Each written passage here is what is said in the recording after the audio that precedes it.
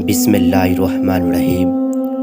اللہ تعالیٰ کے نام سے شروع جو بڑا مہربان اور نہایت رحم کرنے والا ہے۔ ناظرین گرامی، آج کی ہماری اس ویڈیو کا موضوع ہے، بہت عرصے کا ذکر ہے کہ ایک بادشاہ تھا جس کے 7 بیٹے تھے۔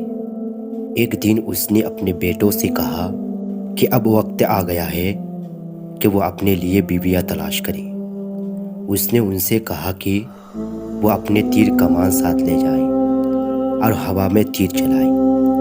وہ تیر جہاں گرے انہیں ان جگہوں پر رہنے والی عورتوں سے شادی کرنی ہوگی۔ 6 شہزادوں کے تیر دوسری بادشاہتوں میں جا کر گرے اور انہوں نے شہزادیوں سے شادی کر لی۔ سب سے چھوٹا شہزادہ اتنا خوش قسمت نہیں تھا۔ اس کا تیر ایک جنگل میں ایک ٹوٹی پھوٹی جھوپڑی کے سامنے گرا۔ اس جھوپڑی میں ایک بوڑھی رہتی تھی۔ شہزادے نے بوڑھی عورت سے پوچھا کہ آپ کی کوئی بیٹی ہے؟ اس نے کہا کہ اس کی کوئی بیٹی نہیں ہے۔ اس نے کہا اس کے پاس ایک بندریا ہے جو اس کے ساتھ رہتی ہے۔ شہزادے کو بڑی مایوسی ہوئی، لیکن اس نے بندریا سے شادی کر لی۔ کچھ عرصے کے بعد بادشاہ نے محسوس کیا کہ اس کا آخری وقت آ پہنچا ہے، ایک اس کا جانشین ہونا چاہیے۔ اس نے اس مقصد کے لیے 3 امتحانوں کا منصوبہ بنایا اور کہا کہ جو بھی ان امتحانوں میں پورا اترے گا اور بادشاہ بن جائے گا۔ پہلے امتحان کے لیے بادشاہ نے یہ مطالبہ کیا کہ شہزادی کے ہاتھ سے بنا ہوا خوبصورت کپڑا پیش کرے۔ یہ کپڑا اس قسم کا ہونا چاہیے کہ جو پہلے کبھی کسی نے نہ دیکھا ہو۔ 7واں شہزادہ اس قدر پریشان تھا کہ وہ پلنگ پر لیٹ کر چیخنے لگا۔ اس کی بیوی بندریا نے اس سے پوچھا کہ مسئلہ کیا ہے؟ اس نے چلا کر کہا، مجھے اکیلا چھوڑ دو، تم بیکار اور بدصورت چیز ہو، تمہاری وجہ سے میں کبھی بادشاہ نہیں بنوں گا۔ پھر بھی وہ بندریا اس سے مسلسل پوچھتی رہی کہ بات کیا ہے، تو بالآخر شہزادے نے وجہ بتائی کہ وہ کیوں چیخ رہا ہے۔ بندریا نے اس سے کہا کہ فکر کرنے کی کوئی ضرورت نہیں ہے، وہ اس مسئلے سے نپٹ لے گی۔ شہزادے نے طنزیہ کہا کہ تم کیا کر سکتی ہو، تم تو محض ایک بندریا ہو۔ آخر کار بادشاہ کو کپڑے پیش کرنے کا دن آ پہنچا۔ شہزادوں نے ایک کے بعد دیگر کپڑے پیش کیے اور ہر کپڑا دوسرے کپڑوں سے بہتر نظر آتا تھا۔ آخری لمحے پر بندریا آئی اور اپنے کپڑے پیش کیے۔ وہ تمام کپڑوں میں سب سے زیادہ خوبصورت تھے۔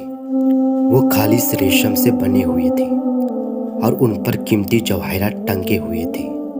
سب سے چھوٹا شہزادہ ہکا بکا رہ گیا۔ بادشاہ نے بندریا کے بنائے ہوئے کپڑے کو سب سے اچھے کپڑے قرار دیا۔ اس کے بعد بادشاہ نے دوسرا امتحان پیش کیا۔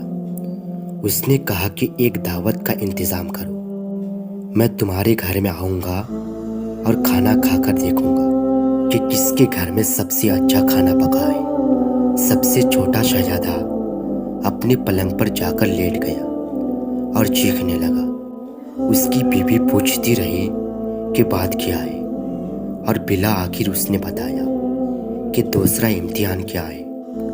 اس نے کہا کہ جاؤ آرام کرو، اس دعوت کا انتظام مجھ پر چھوڑ دو۔ شہزادہ سخت تعجب میں تھا اور سوچ رہا تھا کہ آخر بندریا کس طرح اس امتحان سے گزرے گی۔ وہ جھوٹ موٹ سوتا ہوا بن کر لیٹ گیا، اور جب اس نے سوچا کہ اب کافی وقت گزر چکا ہے، وہ اٹھا اور یہ دیکھنے گیا کہ اس کی بیوی کیا کر رہی ہے۔ وہ دیکھ کر حیران رہ گیا کہ اس کی بیوی نے بندریا کی کھال اتار رکھی تھی جو وہ عام طور پر پہنی رہتی تھی۔ وہ ایک انتہائی خوبصورت پری تھی، اتنی خوبصورت کہ وہ اس کا تصور بھی نہیں کر سکتا تھا۔ اس نے دیکھا کہ وہ پریشان ہے اور پریوں کو بلا رہی ہے، اور ان سب نے مل کر دعوت کی تیاری شروع کر دی۔